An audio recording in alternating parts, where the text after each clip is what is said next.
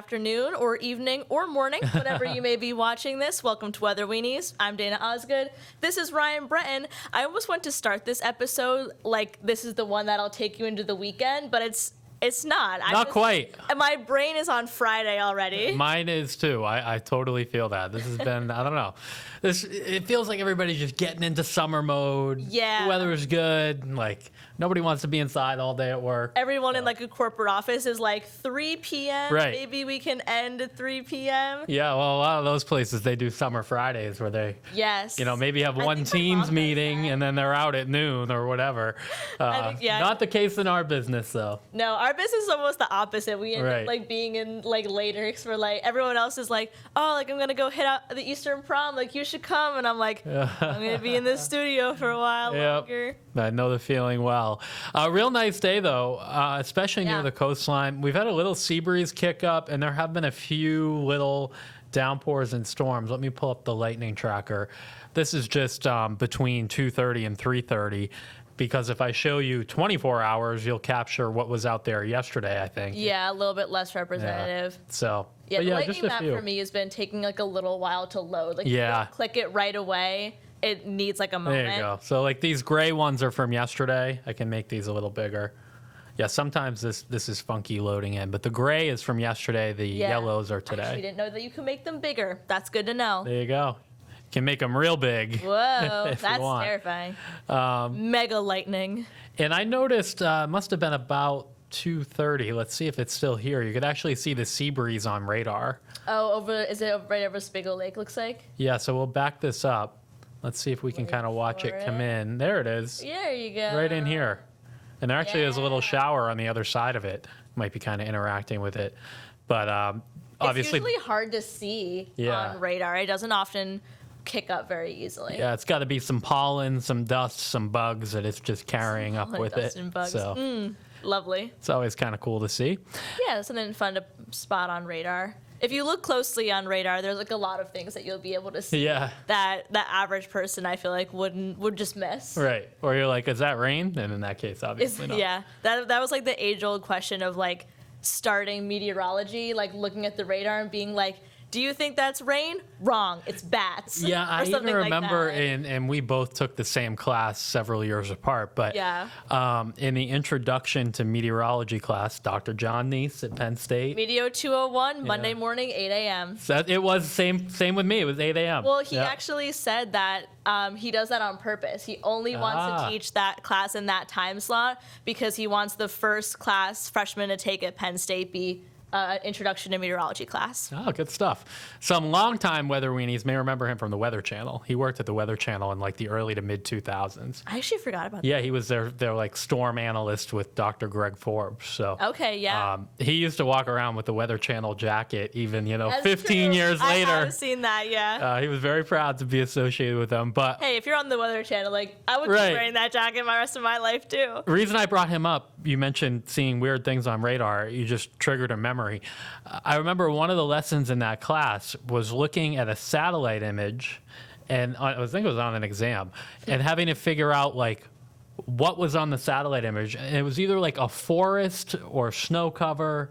I think I had something similar, and it was like ice on rivers. Yeah, that might be Something what like I'm thinking that. of. But yeah, there are all these unique things that like if you're not aware that they're gonna be there, you may not know. It's like either like really weenie-ish or like when you go to meteorology school, you're like, oh wow, this is so much more complicated than I thought. Which is just the crux of meteorology, is that's so much more complicated than I thought it was going to be. That's for sure. So we got a little weather system on the way with kind of 2 rounds of rain for our Friday. Yeah, I feel like nothing crazy. No. But yeah, round 1, more like consistent rain, pockets of heavier rain, warm front, and then storms in the afternoon. Yeah, we should get a little break for a while, especially in southern and central Maine, like early to mid-afternoon. The question is, do we see any sun? They will in Vermont and parts of New Hampshire. And if there is sun ahead of this cold front, that could trigger a few strong storms. But as is almost always the case, they should be weakening as they come into Maine. Yeah, with between like onshore flow over the ocean, the fact that we have a tendency to not break into sunshine, right? Also because of that onshore flow as well. Yeah, it's a classic, like, Vermont, New Hampshire gets like the severe thunderstorm warnings. Yeah. Maybe they linger into like the lakes region and then they go poof. Exactly. I completely agree. And this model, I think, has a pretty good handle on it coming in from New Hampshire. Yeah, you can and then see they like fall apart. the reds go to yellow to green like as soon as they cross the New Hampshire border. I will show you the her if it's loaded in. Is that a little... I may have to manually select the new run because it might not be fully in. But this is a little bit more rambunctious. It's been a little rambunctious. It has been. It may not be fully in. Yeah, there you go. Look yeah, at that. that's a little okay. It's a little sus. It's a little dramatic. Yeah. I think. But either way, it would be like the 4 to 6 p.m. window in southwestern Maine. There could be a stronger storm. Yeah, I think like the Storm Prediction Center put a marginal They did, yeah. out for us. I've got Which, that. okay. Like, yeah, maybe there'll be some gusty winds. But Yeah, here it is. yeah, I mean, yeah. I think they actually expanded it. They did. I kind of liked how it looked earlier. You almost can cut it off here. Yeah, I think, And maybe even farther west than that. or yeah, I think where they had it last night, it was like Freiburg down to the coast, and then to like, it was like Freiburg to Lewiston to coast. Yeah. And just given we have that southeast wind, that's probably anything east of Casco Bay should be weakening. You may still get some thunder and lightning, but if there's any risk for anything significant, in terms of wind or hail, it's probably back in here. And that's where you get into the like severe storm does have a definition, like Right. a storm that rolls in with a bunch of like cloud to ground lightning is not technically a severe storm, though it can cause issues. Actually, when I was driving through, I forget exactly where we were, but somewhere down east, we saw a tree that looked like it had been hit by lightning, like relatively recently. Because it actually like still smelled a little like You can kinda smell woodsy it? as Yeah. you went by. Obviously, it wasn't from that day, but I was like, the last time we had storms that went through down east, it probably nailed that tree. And they did get some lightning there last Thursday, the tornado watch day. yeah, yeah, could've that been them. been it. Then for the weekend, it looks okay. I don't think it's like a picture perfect weekend. It's not but- going to be the weekend of the summer. Yeah, it should be like some morning sun, you bubble up a lot of clouds, and maybe a shower either day. I think that if there were to be a day with any thunderstorms, or at least any thunder and lightning, it could be Sunday more so than Saturday. Yeah, that's sort of what I was saying last night was, like, if you were having a birthday party and you wanted to pick Saturday or Sunday and it's going to be outside, Saturday is probably like a safer bet. Yeah, But- it does look a little cloudier now. I dropped the temperatures slightly on Saturday too, but about rain chances probably slightly higher on Sunday. I think. Yeah, and that's why like this trend is sort of interesting to forecast, especially once we get next week's setup of the jet stream right yeah. over us. Is that there will be there's going to be 2 towns in Maine. One of them will go this entire stretch without getting a single thunderstorm and be like, man, Right. these guys suck.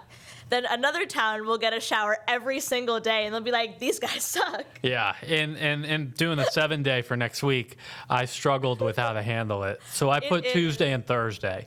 Yeah, because I know we wanted to focus on what is more wholly representative of a day.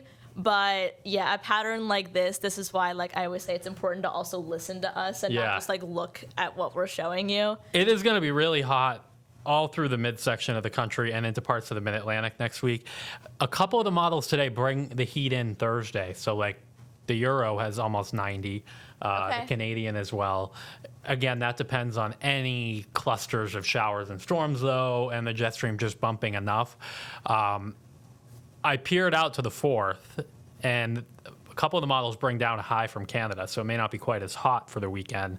But if that's the way that it plays out, it at least could be dry. That's a ways away, but Yeah, we'll start thinking about the pattern Yeah. for July 4th and not the exact forecasting. But yeah, so this is kind of how we played it. Todd had added the shower on Saturday, so I kept that on there. I think, I debated doing a lightning bolt on Sunday. You might hear a rumble of thunder Sunday. yeah, it is kind of funny because we joke that Todd has like a positivity bias. For I think he's losing it a little Is he bit. really? Because him adding like a shower him to be the first one to add Right. a shower in on Saturday. Yeah, Wow. I know.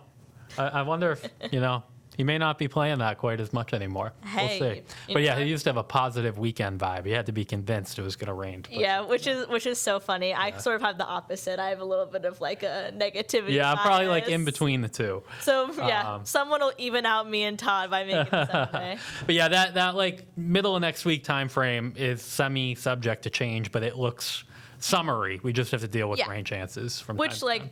when I say summery, I think hot, humid afternoon thunderstorms. Right, exactly. All right, so I think that's going to wrap it today. Yes, we will. I think we'll be back tomorrow. I might not Yeah. be, depending on some outdoor activities, perhaps. But if not, then I will be back, and obviously I'll be here throughout the weekend, keeping you all updated on shower chances. See you later.